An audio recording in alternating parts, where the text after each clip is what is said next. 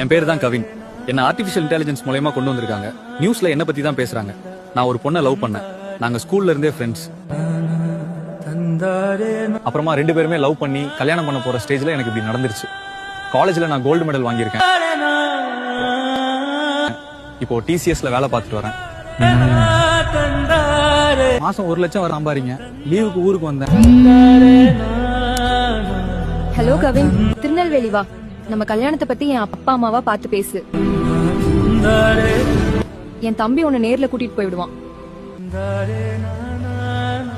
இங்க பாரு, என் அக்கா பின்னாடி வரக்கூடாது. இனி நமக்கு செட் ஆகாது. நீ வேற சமூகம், நாங்க வேற சமூகம். மனுஷன் பிறக்கும் போது மனுஷனாதான் பிறக்கான். கடவுள் மனுஷனை படைக்கும் போது இந்த சமூகத்துல 10 பேரு, அந்த சமூகத்துல 10 பேருன்னு படைக்கல. எல்லாருமே சமம்னு மனுஷனா படைச்சான். நான் நல்லா படிச்சிருக்கேன், கைய நிறைய சம்பாதிக்கேன். நான் அவளை நல்லா பாத்துப்பேன். என்னை நம்பி பொண்ணு கொடுங்க. அதுக்கு தான் தனியா வந்திருக்கேன். டேய், எவ்வளவு தைரியம் உனக்கு? விட்டுரு ப்ளீஸ்.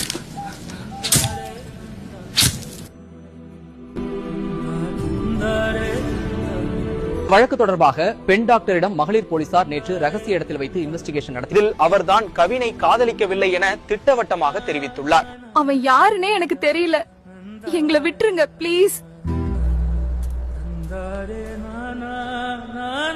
சுபாஷினி, யாராவது சொல்லி பிரஷர்னால சொல்றியா இல்ல நீயா சொல்றியா தெரியல. இருந்தாலும் பரவாயில்ல. எல்லாரும் நல்லா இருங்க. Very sorry. அம்மா, அப்பா, தம்பி ரொம்ப ஆசையா திருநெல்வேலிக்கு போன அன்னைக்கு எனக்கு தான் இந்த மாதிரி ஆகிட்டு. இனிமே யாருக்கும் இந்த மாதிரி நடக்க கூடாது. இனி உங்க கையில தான் இருக்கு. மிஸ் யூ அம்மா, அப்பா, தம்பி. ஃப்ரெண்ட்ஸ், கவலைப்படாதீங்க. Good bye friends. பை.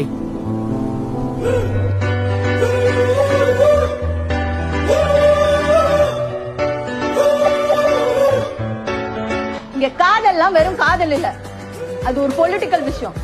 ஒரு குறிப்பிட்ட கம்யூனிட்டில இருந்து வர காதல நாடக காதல்னு உங்களால அசிங்கப்படுத்த முடியுது, அழிக்க முடியுது. அதையும் மீறி காதல் பண்ணா கொல்ல கூட முடியுதுல்ல.